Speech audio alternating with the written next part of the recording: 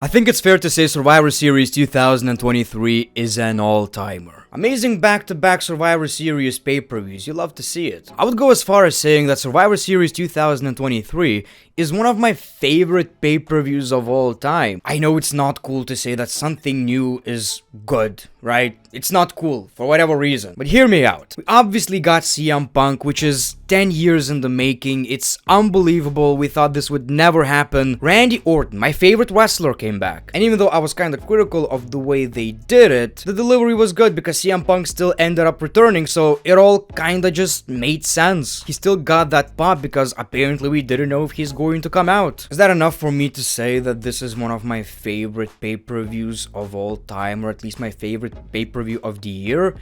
Maybe not, but here's the thing. Even the matches were really good. We had quite a few War Games matches in the WWE as of now, and I think this year both matches were so much better than whatever we got last year. The women's match just absolutely cooked, and the men's match had everything that makes pro wrestling.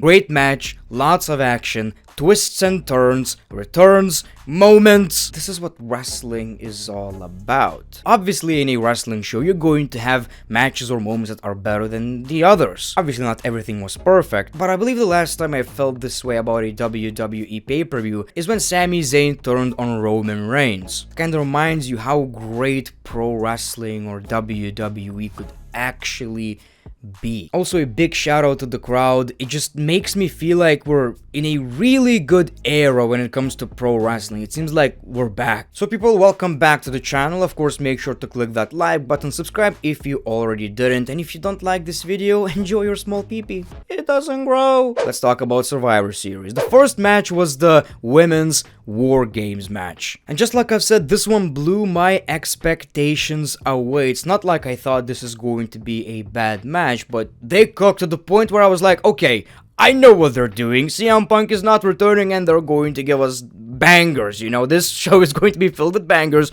just so these goddamn people don't chant CM Punk. Every single woman in the match worked their ass off. The match is filled with highlight reels. It almost seemed like it was a career-making match for Shotzi. Obviously, Io Sky went crazy, and again, people are like, oh, Charlotte Flair has the worst moonsault. Come on, man, just look at this shit. What's also interesting is that Bayley ate the pin. And you know what that means. Bayley's probably going to kicked out of Damage Control, which was expected. Although, in my predictions video, I said that I believe Damage Control is going to win, but I completely forgot about the fact they were building towards Bayley getting kicked out. I was like, Damage Control, brand new, and they're going to win. But I like the ending. I think it was great. Also, Charlotte Flair and Becky being friends again. That was a big moment. And the thing is, like, I feel like I'm going to remember this match, and we're going to compare other matches to this one because of how good it was. I don't necessarily remember what we got last year with the women, so I think this one probably blew it out of the water. Just like I expected, The Miz versus Gunter is going to be great. Really love this match. The Miz, again, he's a babyface, but he's using all these heel tactics. He was targeting Gunter's leg, and of course, kicked him in the nuts and all that. So The Miz is The Miz. He's Mizzing. He is The Miz. He's going to keep being The Miz, and I love that. And we got a great performance outside of that finish. Not sure how I feel about that, but I like the story. Two great Intercontinental champions, and The Miz had one of the best matches of his career. Again, the highlight is the crowd. The crowd absolutely loved it. They reacted, and it makes the match 10 times better, you know. I'm not sure about the finish, so unfortunately this move was a little botched, and then The Miz tapped out to a Boston Crab, which I know The Miz is not necessarily a guy who needs to pass out. He's The Miz, you know, he probably pissed his pants, but it did feel just a tiny bit underwhelming. I don't know, something was missing. Again, I know it's The Miz, but I feel like we needed that one give it to me moment from The Miz, right? He's not afraid. Give it all you got. But man, I approve. This was a good match. So we got Dragon Lee versus Santos Escobar instead of Santos Escobar versus Carlito because Carlito Kayfabe got injured, and this was a fun match, but I kinda wish we got Carlito versus Santos Escobar because there was an actual story. This was kinda rushed, but I believe this worked for the pay-per-view because we got some variety, and that's probably the reason why WWE did it, to kinda, you know, switch it up a little bit. I guess the biggest problem I had with this match is that it took a bit to pick up, and once it started to pick pick up, the match ended, so it felt like we needed like 5 more minutes. Of course, Santos Escobar wins the match, and I can't wait to see what's next for the dude. Love his character. Zoe Stark versus Rhea Ripley. It was decent. Like, I didn't mind the match. I expected a little bit more, but it was mostly because the crowd really made you realize how much of a difference in the star power there is between Rhea Ripley and Zoe Stark. Like, Rhea was the star of this match. Everybody chanted for Rhea every time she did something, and everybody booed Zoe Stark anytime she did something, you know? So it was obvious who's the favorite. The quality of the match was good, but the vibe was a little bit ruined. Like, it kinda seemed like Zoe is ready in the ring, but she's not ready to be in a match against Rhea Ripley when it comes to, you know, the star power, the storyline. It shouldn't happen yet. But that's kinda out of her control, and when it comes to proving herself, I think she did it. I think she did a great job, and of course Rhea Ripley retained the championship. It was expected, but again, Rhea just on a whole different level, right? You can't match that. And of course, the men's War Games match was really good. The story was, will Randy Orton even show up? We didn't know. So again, another great War Games match. I complained about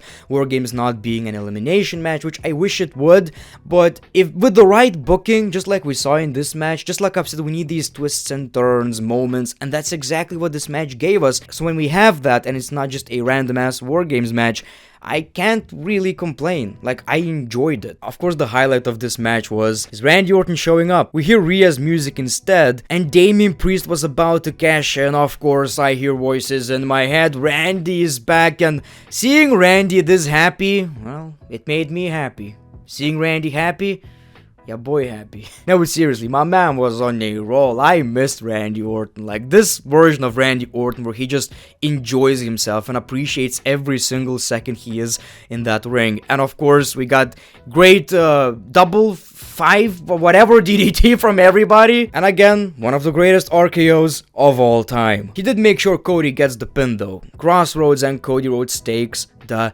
W. And again, just like I've said, Triple H tricked us. The trademark, copyright, whatever thing. Show is over, you know, you can go to sleep. No, you can't, because CM Punk made his WWE return, and I've talked so much about it already. I've made 2 videos talking about this whole situation, but you need to realize this is something that we've been talking about for 9-10 years. Ever since he left. He went to AEW, it was great. I gotta be honest though, it just doesn't feel the same. Now, it feels like he actually came back. Now he's in a place where we watched him. I know people are saying he's a hypocrite because he said all these things about the WWE. I know, it's still a wrestling promo. People's opinions change. We don't know what's personally going on in their heads. I know there's a lot of stuff where you could watch and say, come on, Punk, you said all these things and now you're back. But just like Triple H said, this is a different company. We did hear about WWE's locker room morale being better than ever before, so I hope for the best. I don't know if it's going to last for a year, 2 years, 3 years, or for 2 weeks. I don't know.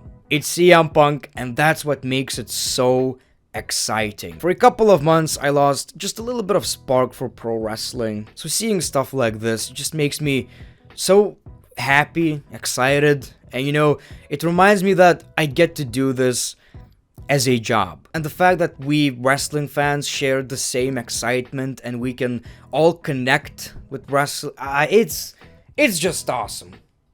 So again, I appreciate your time, appreciate you watching this video. Survivor Series 2023, banger. Thank you for watching The Great One. Peace, love, and hugs. It's been a pleasure.